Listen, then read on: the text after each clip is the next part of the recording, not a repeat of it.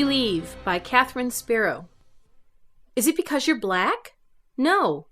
Can I learn even though I'm part Mexican? Yes. How do you do it? I believe, Kenya says, and shakes her head so that the white and blue plastic beads at the end of her braids make noise.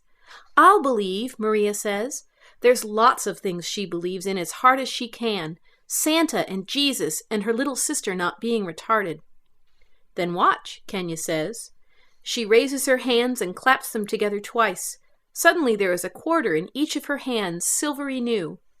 You could get rich. Kenya nods. I give all the quarters to my mom for laundry.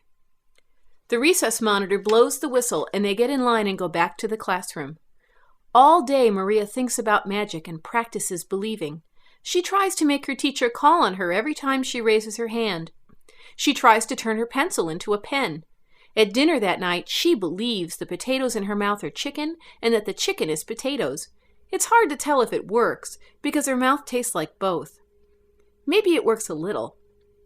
She dreams that night about snapping her fingers and controlling everything. Like being a grown-up, she thinks in the morning as her mom makes her get up and eat sticky, gloppy oatmeal before she catches the bus.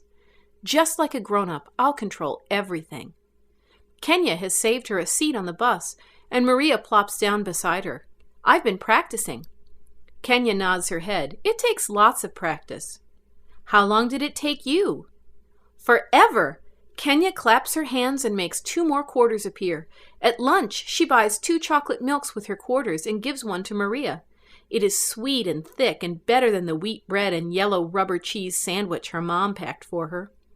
They have a test in long division after lunch, and Maria feels mad that Kenya can just get an A with magic, but she has to work hard. She knows how to do it, but keeps forgetting to carry the 1s and the 2s, and the only thing that matters to the teacher is getting the answer right. I believe I'll get an A, Maria thinks as hard as she can. D into A, D into A. Can you do more magic? Maria asks Kenya at recess. Yes. Will you show me? Maybe tomorrow. I have to believe more first. Kenya does a cartwheel and her braids fly out in all directions. Maria tucks her hair behind her ears and does the same. They run to the bars and do penny drops until recess is over. Maria works on turning her white milk into chocolate milk at dinner. She works on believing her sister is learning how to talk instead of being stuck. She believes her room is painted pink with blue clouds instead of dingy whites. She believes her mom is not sad, that all her teddy bears are Barbies, and that she is 5 inches taller. Nothing happens. The next day, her mom lets her eat sugar cereal for breakfast, and Maria knows it must be starting to work. She doesn't tell Kenya, not yet.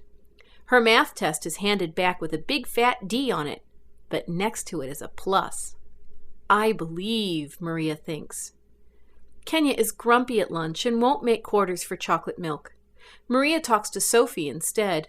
Maria used to be jealous of Sophie. She has the best sticker collection and the coolest lavender overalls.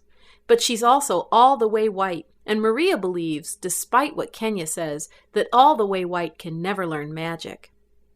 I believe she practices all weekend. I believe I don't have to do chores. I believe we have a car and we'll go to a picnic at the ocean. Nothing happens except she learns Kenya's trick on Sunday. She claps her hands and there are 2 quarters.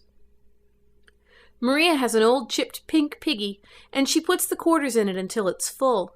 She doesn't give any to her mom because she would only get mad and think she had stolen it, like the time she took the big wheel from the house down the street. I learned how to do the quarters magic, Maria tells Kenya on the bus, then claps her hands and gives both quarters to Kenya. Her own pockets are already full. Kenya frowns. Big deal. Who showed you? No one. I believed. Don't be a baby. Who showed you the trick? Kenya takes the quarters Maria gave her and tucks them into her sleeves. She claps her hands twice and makes them appear. That's not how I do it. I learned it for real, Maria says. Liar.